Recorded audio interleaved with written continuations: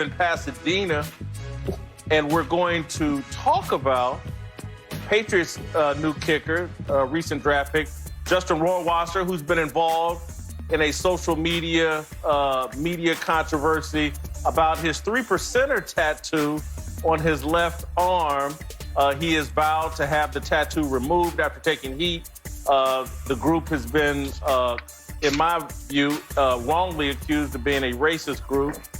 It's a conservative group that supports the military. But anyway, he's been accused of being a racist by Jemele Hill. Bomani Jones on The Undefeated wrote a piece wondering why everybody in the NFL isn't questioning this and why isn't Bill Belichick being asked more questions. Well, on Mass Live yesterday, a story came out quoting two of his former teammates, black teammates at Marshall, defending him, one of them saying for players, especially black players on the team, to stick up for him in this time, it's the perfect thing to do. He's not racist, not even close.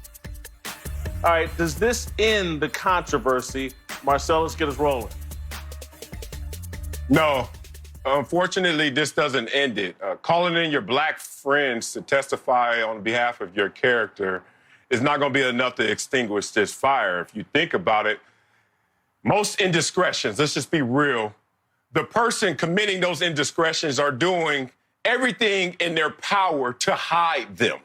So if you ever watch the local news, it's a story out of Pacoima, murder next door, and then, oh my God, you show it, it's the yellow tape around the house, and then there's a neighbor always getting interviewed right next door saying, you know what? I knew the family for 20 years, and my kids used to play together, never knew anything about it. And that's the point. I don't need to hear from your best friends on the team, even if they're black. I need to know who was best friends with your intentions, and I need to interview that person and know your intentions, which is impossible. So now we're going to go back to basically square one in this situation. And I agree with you, Jason. I don't think that this group should be deemed a racist group. So in that situation, it's still going to have some legs for the race baiters out there or the people who say, hey, you got a little too close for comfort in terms of the race discussion. But for me, I'm not trying to hear validations or verifications from other people.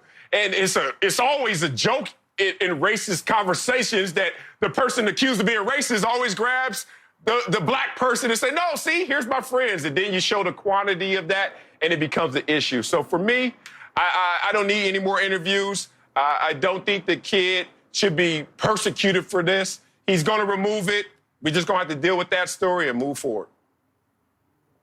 Yeah, when I look at the situation, it's not over. The controversy is not over because it was conjured up it was intended for a bigger conversation to take place and reset the table. You gave two sources, Whit and Bomani and Jemele Hill. Listen, when you look at what this kid represents, he went to a small school. He plays a position nobody cares about. He would not be relevant under any other circumstances other than somebody seeing and looking for something to be able to use as a leverage tool. This is a passive-aggressive approach to be able to open up the conversation and continue the conversation surrounding how social justice issues are viewed and looked at by the National Football League. So it can't be over because the agenda is not about persecuting this young man. The agenda is about trying to continue to discuss issues that are bigger than a small school kicker that just got drafted. Well, at the end of the day, as someone that prides myself on being a journalist, what's happening to this kid is unfair. It's the role of the media not to be unfair to individuals. Again, there's no proof that this particular group, the 3%ers, who none of us had heard of until this controversy, or most of us, 99.9%, had never heard of. There's no proof the organization's racist. The group is pro-guns and pro-limited government. That's been pretty clear. And so for Jemele Hill, Bomani Jones, or anybody else who has no other credibility, no other traction other than unfairly tarnishing people with charges of racism, yeah, maybe they won't let it go, but it should end. And I do think the conversation and the remarks from his teammates, I do think they are valid. When people besmirch your character, in any way, you call in character witnesses, and the words of people that actually have played with this young man is more valid than Jamel Hill on a Twitter feed or Bomani Jones firing off an irresponsible column on The Undefeated. The words of the people that actually have interacted with him, because trust me on this, if they ever ask me about some of my Ball State teammates, and if there's something is this guy questionable along racial lines? Oh, I'm going to be able to identify which one. Yeah, that dude's a little shady. I don't know. And I'm not going to say anything in total support of somebody that I think is a little shady. So if the people that are interacting with this kid on a daily basis in a locker room environment and a team environment are willing to stand up and attach their names, it does carry weight for me. This should end. This whole thing is unfair. It's been irresponsible from day one. There's no proof the organization's racist. There's no proof this kid's racist. We all have biases, all of us. Black, white, green, yellow, whatever. We all have biases, all of us. And to sit there and act like there's one group that has the biases and only their biases matter, I have them. As I talked about this earlier, first in line at the Million Man March. Used to go to Savior's Day in Chicago and support Louis Farrakhan when I was this kid's age. I get it. I had some biases. But was I racist? Would any of my teammates say that I was a racist person? No. But I got Farrakhan tapes delivered to me on a monthly basis when I was at Ball State University. What's happened to this kid is unfair, and it should be over based on the testimony of his teammates and just based on common sense. If people weren't out here desperate because they lost their TV shows and this is the only way they can get traction is by smearing a kid for nothing.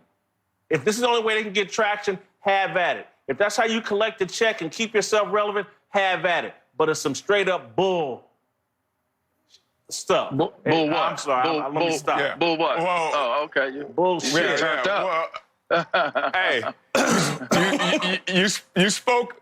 Hey, first of all, woosah, I get it. I'm with you. Hey. You spoke a lot of truth right there, big dog.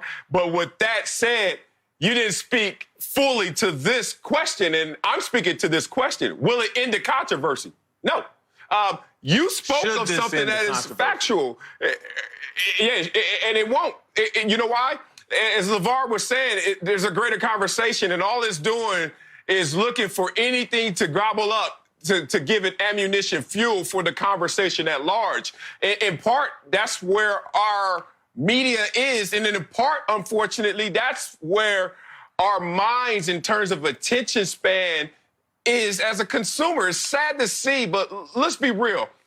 Most people are not into content as much as they're into headlines. And I think the sensationalism that is occurring is as long as I can get this spark, this electric charge, this third rail off of this conversation, I don't give a damn who I light up in the process. And this kid's going to get lit up in the process. But is the kid sitting there in fulfillment of what racist looks like? I don't see it. But that's not the conversation, and that's not the controversy, and that's why this will continue, unfortunately, even beyond today. Yeah, I think the controversy is inaccurately placed. It's being placed on the kid, and whether it's fair or not, that life is not fair, and a lot of people have to deal with the unfair circumstances that surround some of the decisions that they make. He made the decision. It made him a target. Somebody's using him as leverage, and that's all this is leverage to keep the agenda of the conversation moving forward. All right. You say, okay, is this kid worth, getting rid of, or what happens to him? The controversy is not connected to him. It's connected to the issue of social justice conversations. And we all know it. And whether we want to be outright about it or not, this next conversation that's going to come. Oh, well, but people are going to make it about social justice. This has nothing to do with social justice. I'm sorry, LeVar, we got to wrap it up. This has to do with politics. This has to do with strict politics. And we've moved in this country where if you're conservative, we can smear you with racism. And that's just bogus BS. Just because someone's conservative, just because they're pro-guns, just because they're for limited government, doesn't make them racist. And that's all this is a political deal of trying to force this kid and other young people. If you're a conservative, you need to be ashamed of it.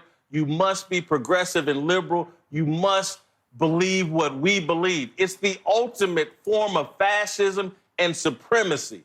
It's the ultimate form of mind control. It happens with Justin Rohrwasser. It happens with Kanye West. It happens with me. And I'm not even involved in politics. I don't get involved with politics. But if you don't think what a certain group thinks you should think, they will smear your character